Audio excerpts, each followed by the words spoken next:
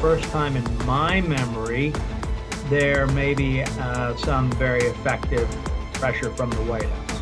There has never been a president that didn't want lower interest rates to stimulate the economy, so they can say, yay, look how strong the economy is under my leadership, but they always kind of want to ignore the inflationary effects as well.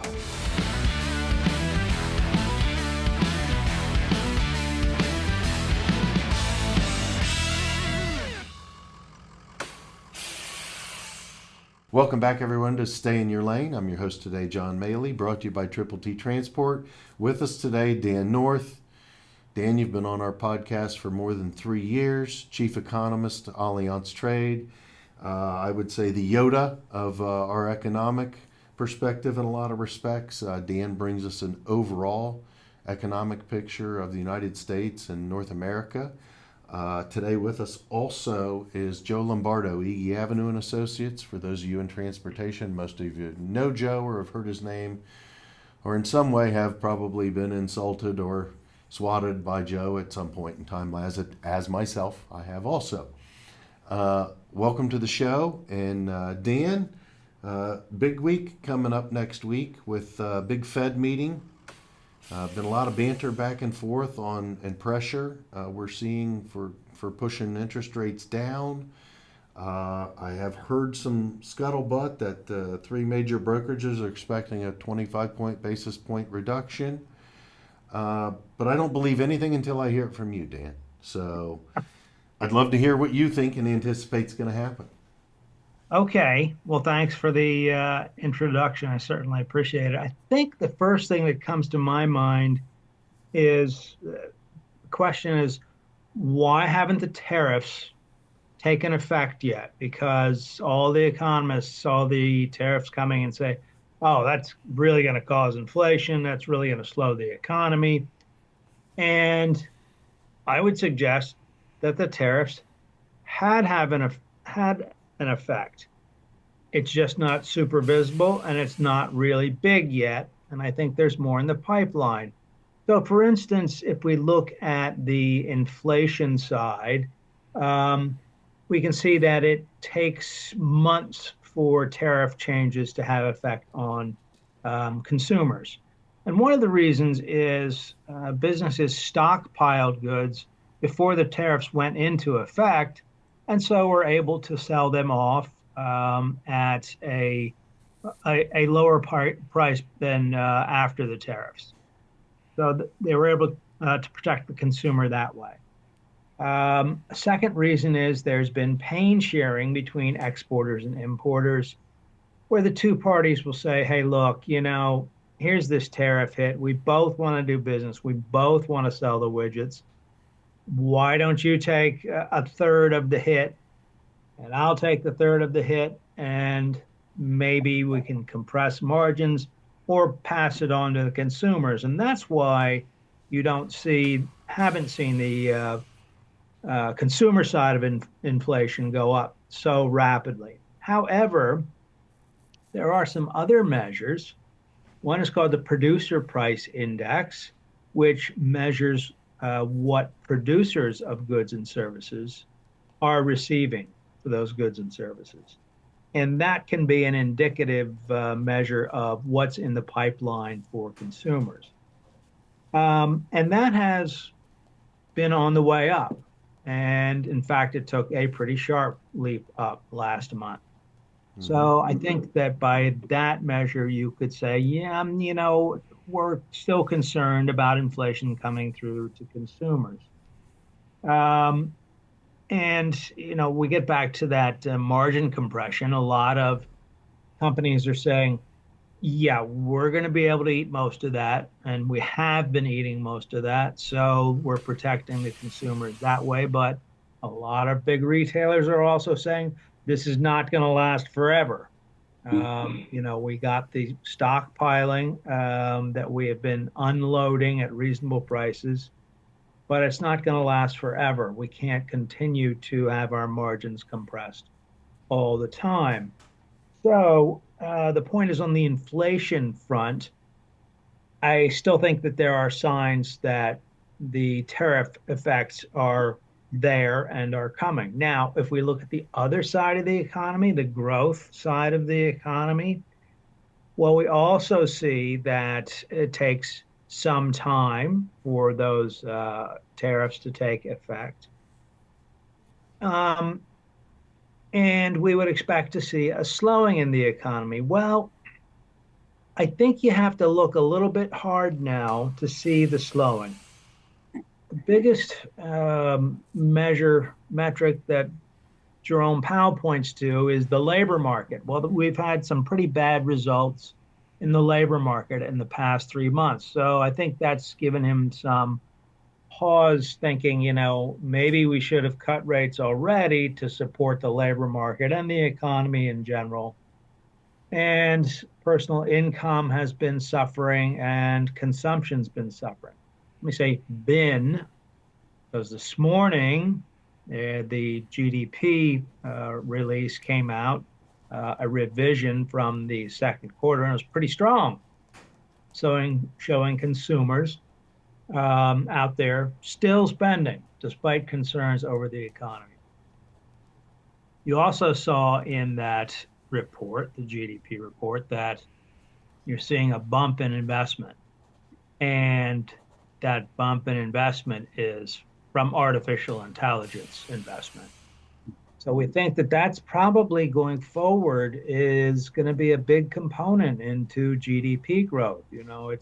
This is going to be a big change, and companies realize if they don't change and don't embrace it, they'll be left behind. So that's going to be a big boost to the economy as well.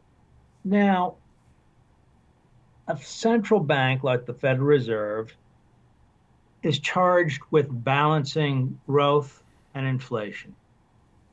So, for instance, if you hold interest rates too high, you choke off inflation, which may be good, but then you hurt the economy, which is not desirable.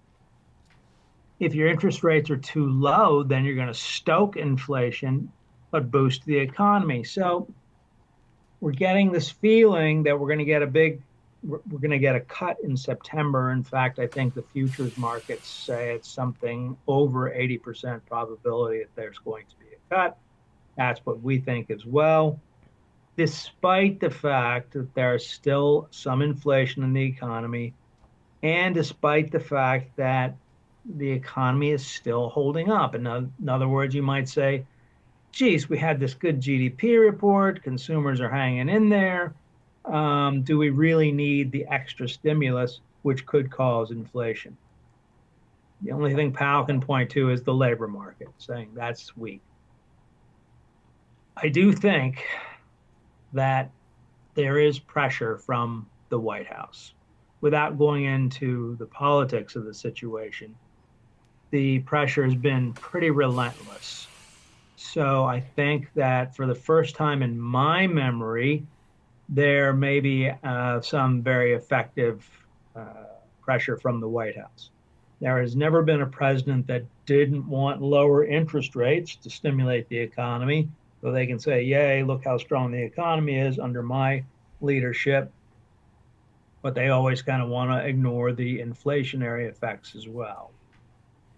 So you see a slowing a little bit in the economy, plus pressure from the White House.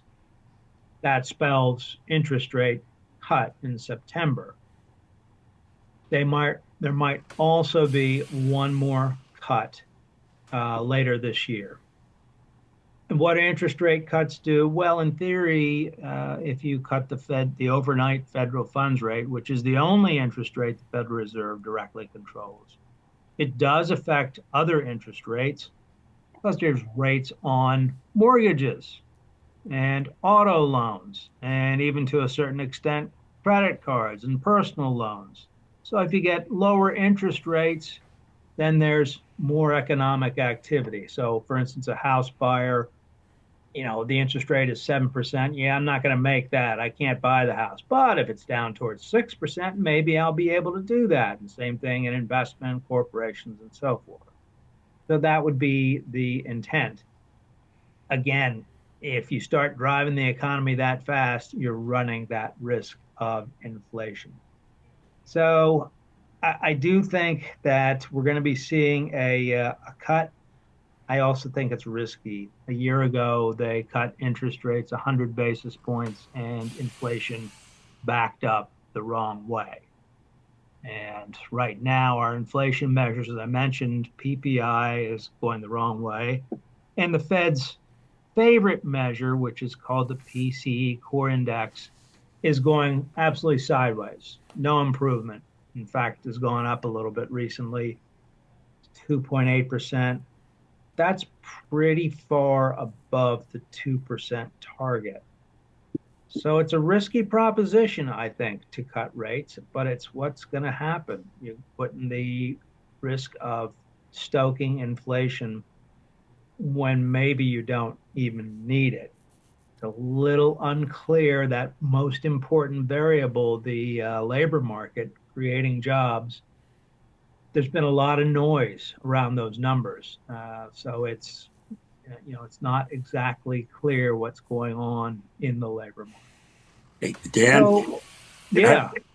just a question. Do you think that the 2% goal is still a good target for inflation, given tariffs and the chaos from the Trump administration and what other countries are doing? Is that still a realistic goal? I think it's probably a realistic goal. I mean, Powell has come out and said we haven't given up on the 2% target. And it's the reason the 2% target is a good one or approximately a good one, is that it helps keep the inflation down, and also gives some flexibility one way or another to move that Fed funds rate. If it's set to zero, you've got nowhere to go. So the 2% target, I think, yeah, I think that's right. Is a good way to put it. You don't want it to get too low, because if it gets too low, let's say it gets to zero, or even negative, then monetary policy becomes worthless, totally ineffective. There's nothing a central bank can do. So you want to keep away from zero or negative interest rates, and that cushion there is very important. Now, you bring up a good point, Joe. Is 2% still the appropriate target? Well, Jerome Powell says, yeah, we haven't given up on the 2% target, but it's gone for 15 months sideways, and maybe he's saying to the other Fed members, maybe if we get down to 2.5%, we can declare victory. And even though, we're still pointing to 2% target, maybe say we've gotten pretty close. We maybe have gotten close enough. Continue watching on the next episode of the Stay in Your Lane podcast.